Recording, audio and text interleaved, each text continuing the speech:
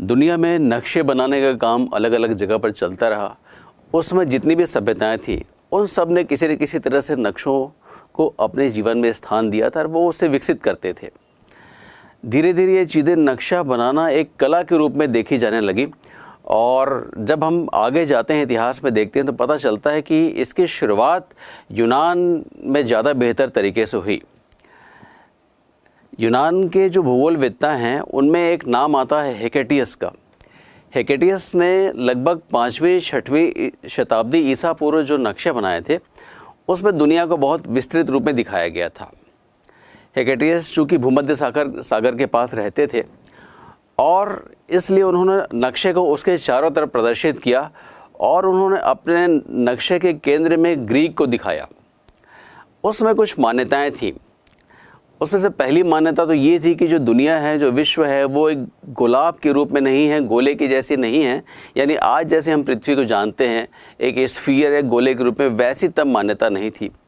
तब लोग ये सोचते थे कि जो हमारी पूरी की पूरी दुनिया है वो एक प्लेट की तरह है, तश्तरी की जैसी, जैसे आप गणित की भाषा में डिस्क कह सकते हैं। तो एक मान्यता ये थी।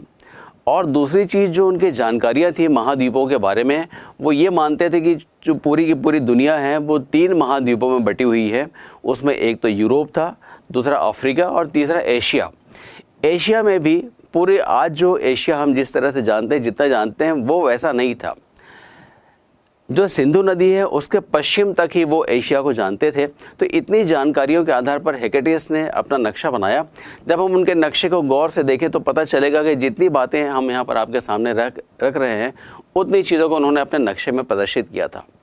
हेकेटियस का नक्शा नक्शों के इतिहास में, नक्शों की कहानी के बढ़ने में एक बहुत महत्वपूर्ण मुकाम रखता है। वो इसलिए कि हेकेटियस ने दुनिया को थोड़ा ज़्यादा बड़े क्षेत्र में देखा। जैसे बेबीलोन के लोगों ने देखा था दुनिया को, उससे एक ज़्यादा विस्तृत क्षेत्र उन्होंने अपने नक्शे में प्रदर्शित किया और एक महत्वपूर्ण शुरुआत थी नक्शों को आज की दुनिया के नक्शे तक पहुंचाने के सिलसिले में। प्यारे बच्चों, हम मानचित्र की यात्रा पर बात कर रहे हैं और इस बातचीत में आपसे मैंने पहली बार ये भी कहा था कि मानचित्र का निर्माण एक कला के रूप में देखा गया और सारी कलाओं के साथ साथ जो कला, साहित्य और इस तरह की जितनी चीज़ें थी वो उस ज़माने के राजाओं की सोच और उनकी रुचि पर निर्भर करती थी।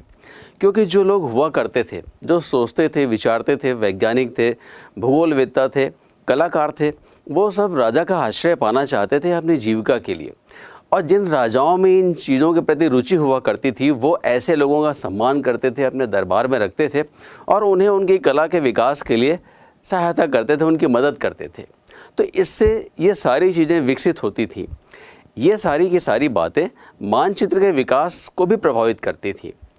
आपने पहली वाली बातचीत में देखा था कि जब ग्रीक लोगों का शासन था, जब ग्रीक शासन काल था, उस दरमियान हेकेटियस ने जो नक्शा बनाया था तो उस समय जो उसकी मान्यताएं थी उन पर आधारित वो नक्शा था।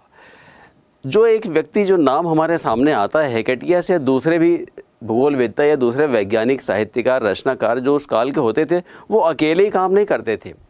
उनके साथ एक पूरा उनका दल हुआ करता था, उनकी टीम हुआ करती थी और वो पीढ़ियों से ज्ञान एक के बाद एक हस्तांतरित होता था। इतिहास में हमें कुछ नाम मिलते हैं, बहुत सारे नामों का उल्लेख हमें नहीं मिलता, लेकिन इसका मतलब ये कदापि नहीं होता कि एक ही व्यक्ति ने सारा कुछ किया हो। तो हेकेटियस ने उस समय की मान्यताओं के आधार पर यह बताया था कि पृथ्वी चपटी है। उस समय ऐसी मान्यताएं थी, ऐसी जानकारियां थी। दूसरी चीज़ ये है कि जो लोग अपने विचार हमारे सामने रखते थे या इतिहास में जो विचार रखते थे वो तमाम उन मान्यताओं पर आधारित हुआ करते थे जो उस समय समाज में प्रचलित थी। इसके अलावा वो जो ज्ञान प्राप्त करते थे, इसके पहले जो उपलब्ध साहित्य हैं उनके आधार पर, कुछ यात्राओं के विवरण के आधार पर, कुछ स्वयं के अनुभवों के आधार पर, कुछ चर्चाओं और कुछ चिंतन के आधार पर, तो इन तमाम सारी चीज़ों के बाद कुछ निष्कर्ष निकल के आते थे जो हमारे सामने आज इतिहास के रूप में मौजूद हैं। तो हेकेटियस ने पहली बार जो बातें बताई थी वो यही बताई थी कि पृथ्वी चपटी है और कुल उस समय दुनिया को 3 महाद्वीपों के रूप में जाना जाता था, यूरोप, एशिया और अफ्रीका। ग्रीक राज्य के पतन के बाद रोमन साम्राज्य का उदय होता है। रोमन साम्राज्य के पूरे कालखंड को हम 2-3 हिस्सों में बांट सकते हैं। रोमन साम्राज्य के पहले रोमन गणराज्य था, फिर रोमन साम्राज्य, फिर रोमन साम्राज्य दो हिस्सों में बँट गया और धीरे धीरे इसका ये पतन हुआ। तो रोमन साम्राज्य काफ़ी समृद्ध और विशाल साम्राज्य था और ऐसी परिस्थितियों में वहाँ के शासकों ने कला और साहित्य के विकास पे बहुत सारा ध्यान दिया। जब आप रोम के इतिहास के बारे में जानना चाहेंगे, रोम के संस्कृति को देखना चाहेंगे, तो आप इंटरनेट पे या दूसरे जो साहित्य हैं उन स्रोतों पे जाएंगे तो आपको वहाँ की भव्यता का अनुमान होगा। इसको देख के आप पता लगा सकते हैं कि उस समय लोगों ने कितना विकास किया और ये विकास केवल राज्य के फैलाव तक सीमित नहीं था। ये सारी चीज़ें जो मानव समाज को प्रभावित करती हैं, उससे जुड़ी होती हैं, उन सब से प्रभावित था, उन सब से जुड़ा हुआ था। यहाँ पर एक इतिहासकार का नाम आता है टॉलमी का।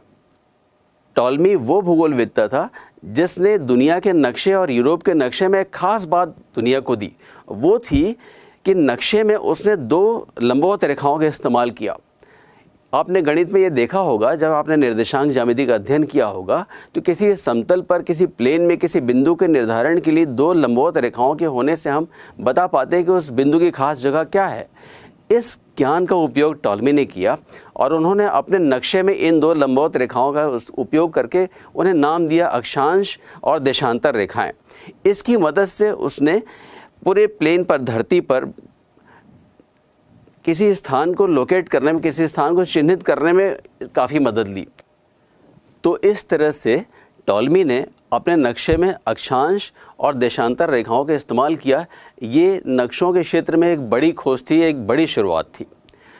उसके नक्शे को आप देखें तो आप पाएंगे कि उसके नक्शे में जो द्वीपों का, महाद्वीपों का विस्तार था, वो पूर्व में चाइना तक था और पश्चिम में स्पेन के तटों तक दिखाया गया। जैसे जैसे रोमन साम्राज्य का विकास हुआ, इस तरह की चीज़ों का विकास होता गया। लेकिन जैसा कि दूसरे साम्राज्यों और राज्यों के साथ हुआ, एक समय ऐसा आया जब रोमन साम्राज्य का भी पतन हुआ।